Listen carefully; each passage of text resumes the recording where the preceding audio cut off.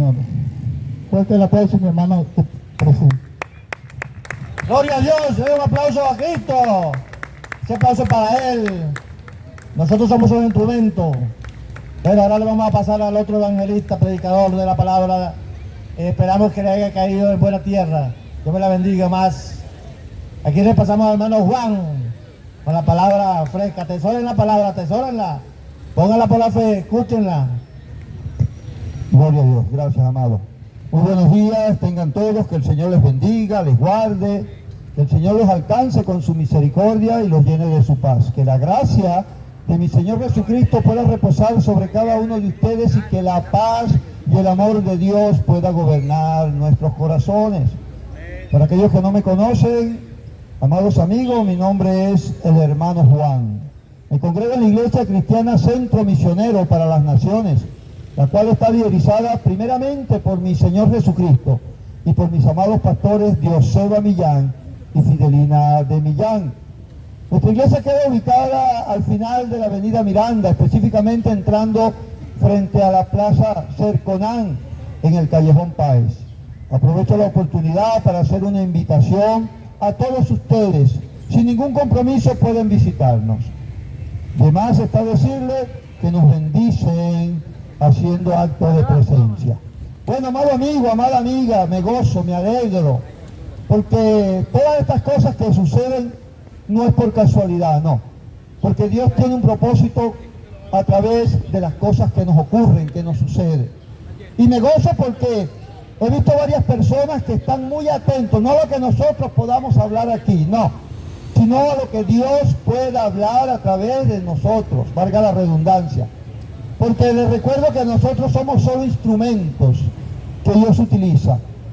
Como dice la palabra de Dios, o mejor dicho, Dios en su palabra, allá en el Evangelio de Juan, en su capítulo 8, verso 47, el que es de Dios, la palabra de Dios oye. Eso me asegura que cada una de las personas que están pendientes de lo que aquí estamos hablando, que es el Santo Evangelio, esas personas le pertenecen a Dios. Dijo mi hermano que me antecedió, el que tomó por primera vez los micrófonos, que hoy en día las personas andan afanadas por la Navidad, por estas épocas decembrinas. Y eso está de más que yo lo diga, porque se puede mirar donde quiera que usted se pare, ve las personas comprando regalos, comprando las hojas de hallaca, comprando la carne, el cochino, un afán para celebrar el 24 de diciembre. Pero lo más triste es que la gran mayoría de las personas esperan ese 24 de diciembre para recibir al niño que nació en un pesebre, el cual supuestamente les va a traer grandes regalos, regalos que serán motivo de alegría, de gozo para grandes y pequeños. ¡Wow! Pero lo más triste es que la gran mayoría no espera, no al niño, porque ese niño creció, sino al hombre que murió en ese madero para traernos el regalo más grande que el ser humano puede recibir. Me refiero a la salvación y a la vida eterna. Se gozan con simples regalos que supuestamente el niño Jesús les ha traído la noche del 24 para amanecer el 25. Regalos que son precederos. Regalos que se deterioran con el tiempo, que dejan de funcionar y que después los desechamos. Pero no esperamos con ansia, no recibimos con gozo ese regalo que nos trae el Señor Jesús, la salvación y la vida eterna. Un regalo que, dicho sea de paso, es gratuito. Usted no tiene que pagar nada para recibir ese regalo, porque ya mi Señor Jesús lo pagó con su sangre preciosa cuando fue crucificado en ese madero. Bendito sea el nombre de Dios. Pero el hombre afanado, siguiendo tradiciones, gasta todo lo que tiene, comprando regalos. Y cuando llega enero, usted los ve por allí quejándose porque no tienen con qué comer. Amado amigo, yo no he venido a contender con ninguna persona que se encuentre aquí presente o que pueda oír lo que yo digo a través de este sonido. No, pero sí he venido a confrontarlos. Y a confrontarlos con la verdad de la palabra de Dios. ¿Para qué? Para que puedan ser libres de esa religiosidad que nos han enseñado desde cuando éramos niños. Enseñamos una mentira a nuestros hijos. Pórtate bien, porque si no, el niño Jesús no te va a traer el regalo. Suena muy bonito esa tradición del niño Jesús. Y está bien que el niño se acueste anhelando un regalo que le será entregado a medianoche y que se despierte con su alegría. Pero recuerden, según Juan capítulo 8, verso 44, dice que toda mentira viene del diablo, porque el diablo es mentiroso y padre de mentira. No podemos aferrarnos a las tradiciones, amado amigo. Por eso dice la palabra, que instruyamos al niño en sus caminos, y aun cuando fuere viejo no se apartará de él. Tenemos que hablarle al niño con la verdad. Tenemos que decirle sí, Jesús nos trajo un regalo hermoso, extraordinario, de manera gratuita, no tenemos que pagar nada. Y ese regalo es la salvación, la vida eterna.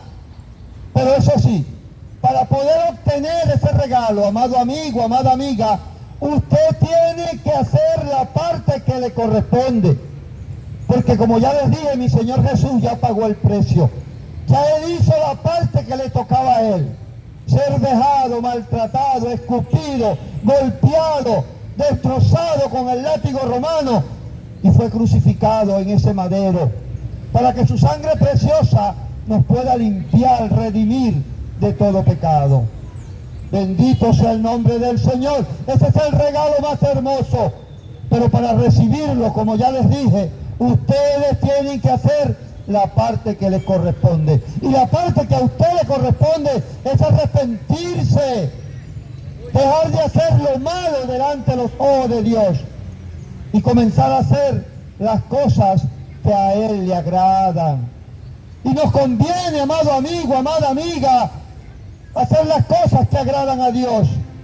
Porque dice su palabra en 1 de Juan, capítulo 3, verso 22, que cualquier cosa, escuche bien, no algunas, no, cualquier cosa que le pidamos a Él, Él nos las va a dar, porque guardamos sus mandamientos y hacemos las cosas que son agradables delante de Él.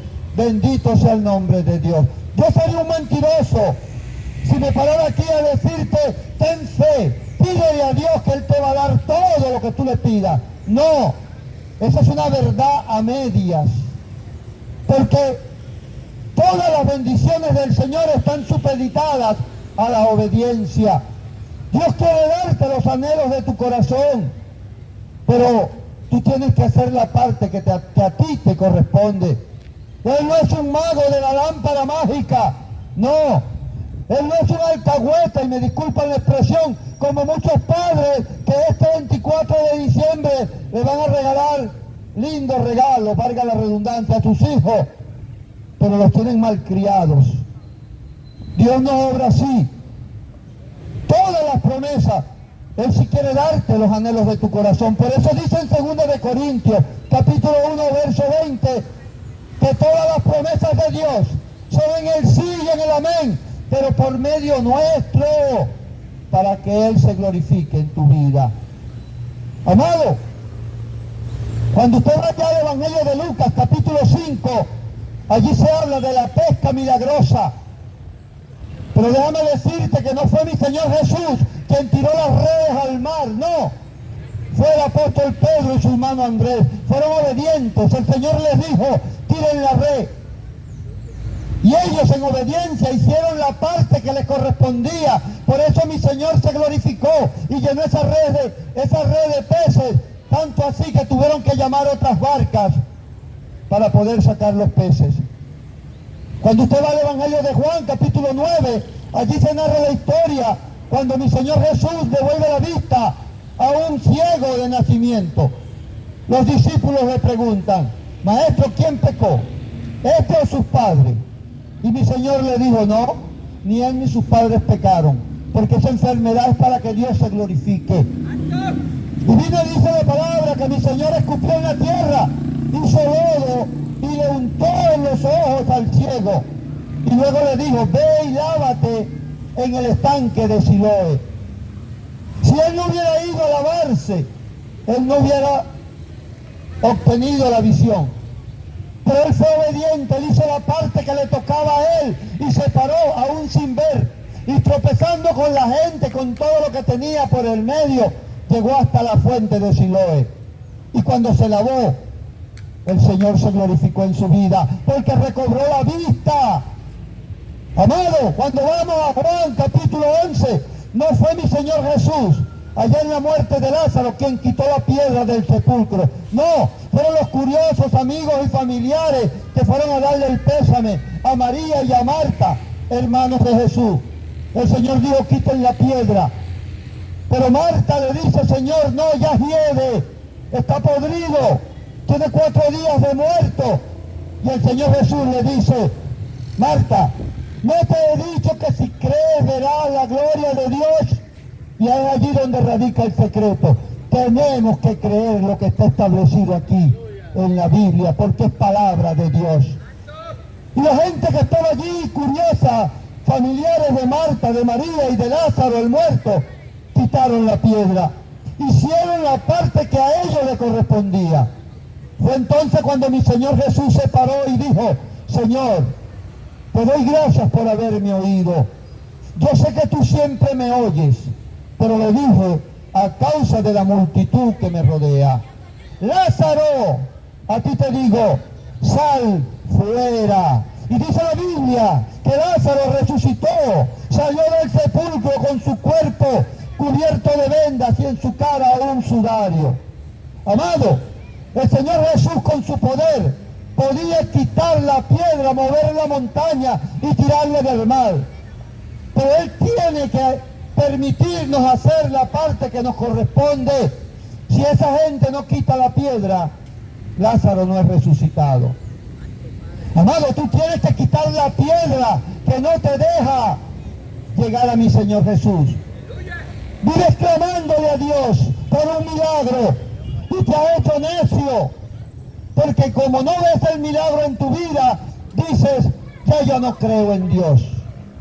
Dice el Salmo 14:1, dice el necio en su corazón, Dios no existe. Amado, Dios es el mismo de ayer y hoy, y por los siglos de los siglos, y desde la eternidad hasta la eternidad. Él no ha cambiado, Él sigue siendo milagro. Pero ponte a ver una cosa, ¿cómo está tu relación con Dios? Porque como ya te dije, todas las promesas de Dios están supeditadas a la obediencia. Amigo, amiga, dice el profeta Isaías en el capítulo 59, verso 1 en adelante, que la mano de Dios no se ha cortado para salvar y que su oído no se ha agravado para oír nuestras oraciones. Son nuestras iniquidades, nuestros pecados, quienes han hecho separación entre Dios y nosotros. Tienes que buscar de Dios. Bendito sea el nombre del Señor. Amado, esto no es cuestión de religión, esto es cuestión de fe. Y si tú dices que crees en fe, tienes que actuar conforme a la fe que profesa. No basta con llenarnos la boca y diciendo, yo creo en Dios a mi manera. No esa es tu manera. La Biblia dice en Juan capítulo 7, verso 38, allí mi Señor Jesús dijo, el que cree en mí, como dicen las Escrituras, de su interior correrán ríos de agua viva. No es a tu manera, es a la manera como dicen las Escrituras. Te tengo mala noticia. Dice la epístola de Santiago en su capítulo 2, verso 17, que los demonios creen en Dios y tiemblan. ¡Wow! Pero todos sabemos que los demonios están condenados, a pesar de que creen en Dios y tiemblan delante de su presencia. No basta con llenarnos la boca, yo creo en Dios, no. Dice el libro de Job, en su capítulo 1, verso 6, que un día se presentaron delante de Dios todos sus hijos, y entre ellos vino también Satanás, el diablo, que el Señor reprenda. Y Dios le preguntó, ¿de dónde viene Satanás?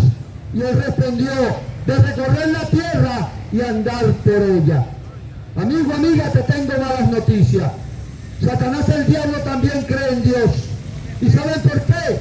Porque no solo lo ha visto, ha hablado con él. Por eso les digo, no basta con llenarnos la boca. Yo creo en Dios.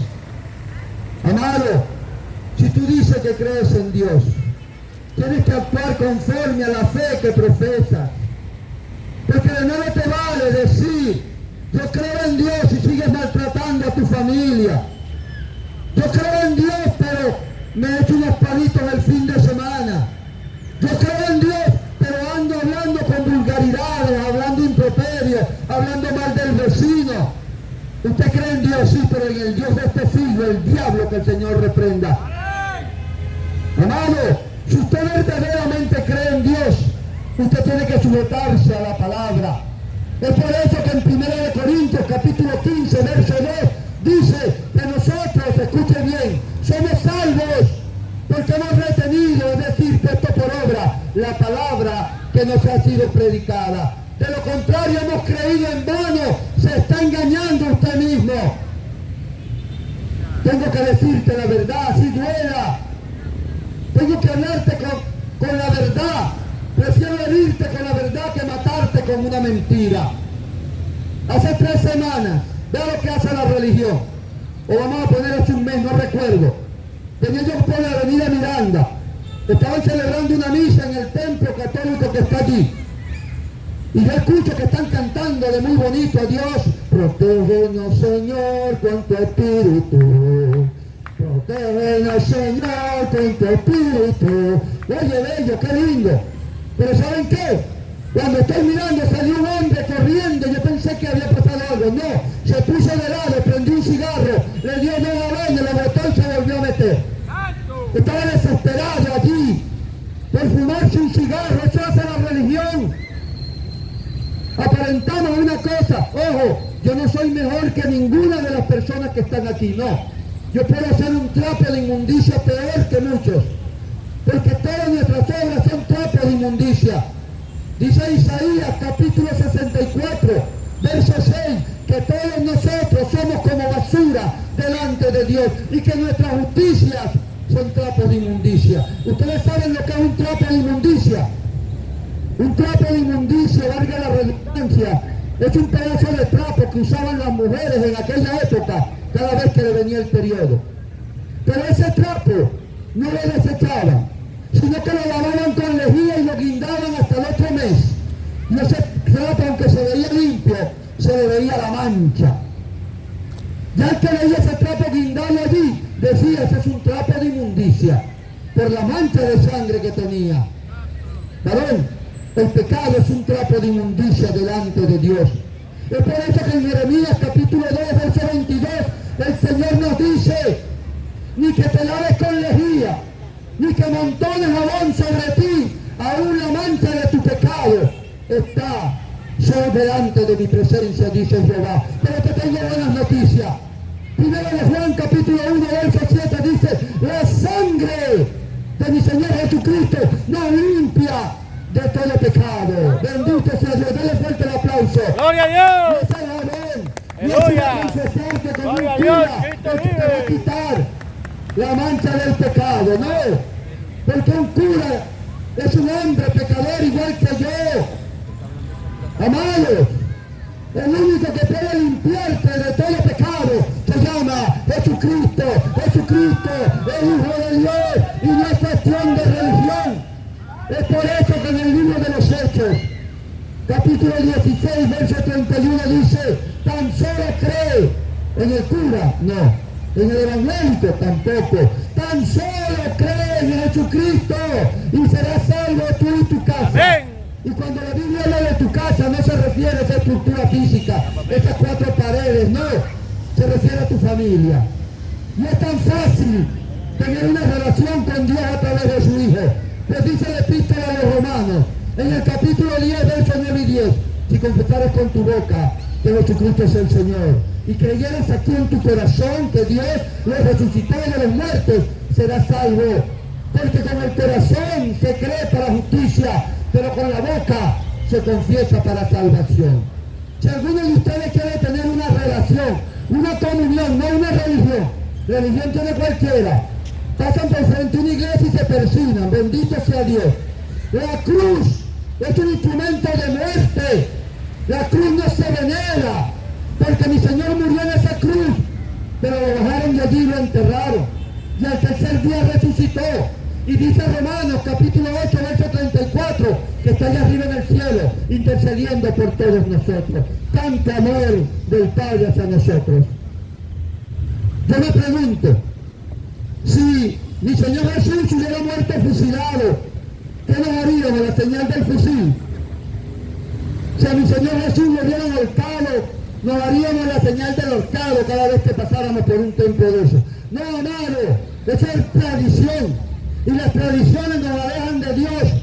Por eso mi Señor Jesús llegó a decir en el Evangelio de Marcos, en su capítulo 7, versos 6 al 9, bien profetizó acerca de vosotros Isaías, hipócritas, este pueblo de labio me honra, pero su corazón está lejos de mí, pues en vano me honran, enseñando como doctrina mandamientos de hombre. Porque dejando a un lado las leyes de Dios, os aferráis a vuestras tradiciones. Y les decía también, bien invalidáis los mandamientos de Dios para guardar vuestras tradiciones. Amado, lea la Biblia. La iglesia, usted, no se mete evangélico porque se va a salir. Ay, me metió evangélico, ese se sale al año.